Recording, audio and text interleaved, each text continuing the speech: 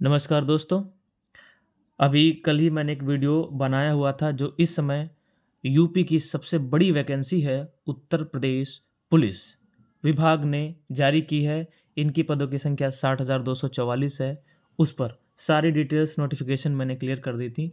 लेकिन अभी मैं देख रहा हूँ आज और कल कुछ बच्चों को तमाम सोशल मीडिया अकाउंट्स पर मैंने देखा, कुछ बच्चों को आयु, एज, ठीक है, कि किसको कितनी छूट है, पुरुष और महिला को कितनी क्वालिफ़िकेशन उसके लिए क्या है, कितना उम्र का पुरुष होना चाहिए, कितने उम्र की महिला या जो लेडीज़ कैंडिडेट है वो होनी चाहिए। बच्चों में, हमारे साथियों में बहुत ज़्यादा कन्फ्यूज़न है। इस कन्फ्यूज़न को दूर करने के लिए हमने एक नया वीडियो अभी से ये तैयार करने की कोशिश की है जिसमें एकदम ईज़ी शब्दों में हम जानेंगे। चलो सबसे पहले बात कर लेते हैं कि जो सीटें हैं 60,244 बहुत ही बड़ी मात्रा में सीटें हैं। इससे पहले पुलिस विभाग में इतनी बड़ी वैकेंसी नहीं आई थी। बहुत ही स्वर्णिम चांस है बच्चों, तन मन धन से जुट जाओ, सिलेक्शन लेके रहना है। ठीक है, चलो अब काउंट करते हैं कि आयु कैसे क्या निकाली जाएगी। देखो हमने लिख रखा है।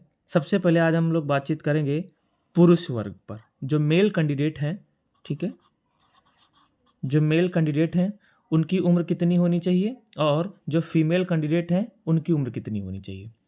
तो मेल कैंडिडेट की जो उम्र सीमा है 1 जुलाई 2023 को वो 18 वर्ष के हो जाएं, ये उनकी मिनिमम क्वालिफिकेशन है।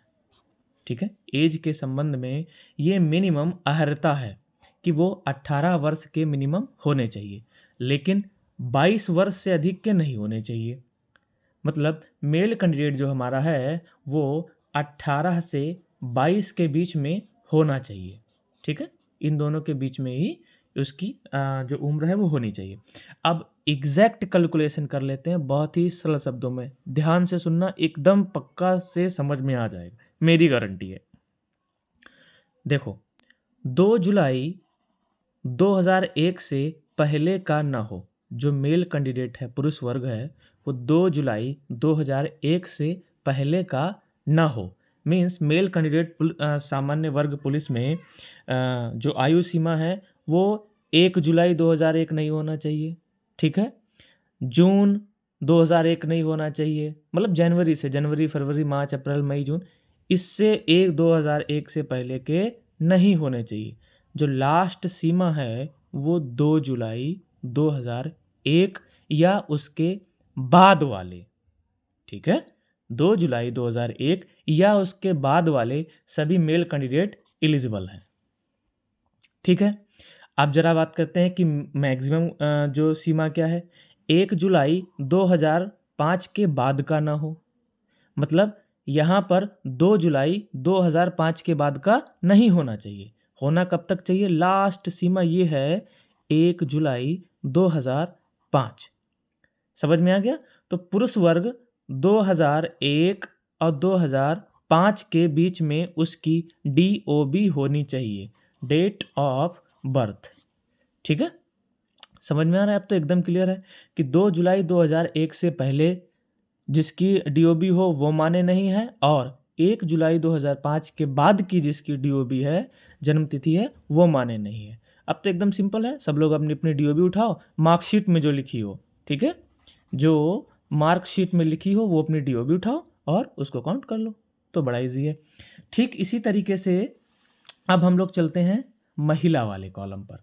ठीक है, कि महिला वर्ग में कितनी होनी चाहिए। सबसे पहले सभी लोग जान लेते हैं, महिला वर्ग को जो है इस बार 18 वर्ष मिनिमम उसकी उम्र होनी चाहिए और अधिकतम 25 वर्ष होनी चाहिए, इससे ज़्यादा नहीं होनी चाहिए। तो जो भी हमारी लेडीज़ कैंडिडेट हैं, ठीक है, फीमेल कैंडिडेट्स हैं, उनके लिए बहुत ही ज़्यादा स्वर्णिम चांस है। ठीक है, रनिंग भी कम है, 2.4 किलोमीटर या 2400 मीटर की है। ठीक है, मिनिमम वेट 40 kg होना चाहिए। पिछले वीडियो में मैंने बताया था, जिसको अभी नहीं समझ में आ रहा वो हमारे पिछले वीडियो में जाए, क्लियर कर ले, एकदम क्लियर हो जाएगा, बड़े अच्छे से मैंने बताया। अब इनको उम्र में राहत दी गई है, 18 से 25 वर्ष की होनी चाहिए, मतलब इनकी उम्र सीमा 18 वर्ष मिनिमम हो और अधिकतम 25 वर्ष हो। अब ज़रा एग्जैक्ट कैलकुलेट कर लेते हैं, ठीक है, कि जो है कितनी क्या चीज़ें एग्जैक्ट होनी चाहिए इनमें। थोड़ा सा तिरछा हो जा रहा था इसलिए मैंने सीधे करने की कोशिश की, ठीक है। देखते हैं, आ जाते हैं फीमेल कैंडिडेट पे, ठीक है। 2 जुलाई 1998 से पहले उनकी डेट ऑफ बर्थ नहीं होनी चाहिए और इधर बाद वाले में 1 जुलाई 2005 के बाद की ना हो, ठीक है। मतलब कोई भी महिला वर्ग जो है कैंडिडेट्स है वो उसकी DOB 2 जुलाई 1998 तक ही हो, ठीक है, इससे पहले का नहीं। अगर 1 जुलाई 1998 तो वो मान्य नहीं होगा। समझ में आ गया ना? 2 जुलाई ही लिमिट है मिनिमम। मैक्सिमम कितनी है? 1 जुलाई 2005। 1 जुलाई 2005 इनकी ये मैक्सिमम लिमिट है, ठीक है। इसके बीच में 1998 और 2005 के बीच में जितनी महिला कैंडिडेट्स हैं जिनकी DOB है मार्कशीट पर, वो एलिजिबल हैं बड़े आराम से, नो प्रॉब्लम, ठीक है। अब मैंने पिछले वीडियो में हालांकि बता दिया था, फिर भी मैंने चीज़ों को फिर से एक बार रिवाइज करने के लिए हमने लिख दी हैं। OBC को 5 वर्ष की उम्र सीमा में छूट मिली है, ठीक है। SC को 5 वर्ष की उम्र सीमा में छूट मिली है और ST को 5 वर्ष की छूट मिली है। ध्यान दें, यहाँ पर सामान्य वर्ग के अभ्यर्थी को कोई भी सीमा में छूट, उम्र सीमा में नहीं मिली है, ठीक है। इसमें एक चीज़ और बात है कि जो OBC, SC और ST है, ठीक है, इन लोगों के या जो EWS का जो सर्टिफिकेट है, इन लोगों के सर्टिफिकेट कौन बनाएगा, कौन जारी करेगा, किसका मान्य है, इसके लिए मैंने एक वीडियो बना दिया है इसी में ही। ये जो जाति प्रमाण पत्र है इन लोगों का, ये केवल यूपी के अभ्यर्थियों के लिए ही है जिसकी मैं बात कर रहा हूँ। ये कौन जारी कर सकता है? DM बना सकते हैं, ठीक है, जिलाधिकारी, सिटी मजिस्ट्रेट, SDM, तहसीलदार, नायब तहसीलदार, इन लोगों के लिए इन लोगों के पास में पावर है, ठीक है, ये जो जाति प्रमाण पत्र बनाएंगे।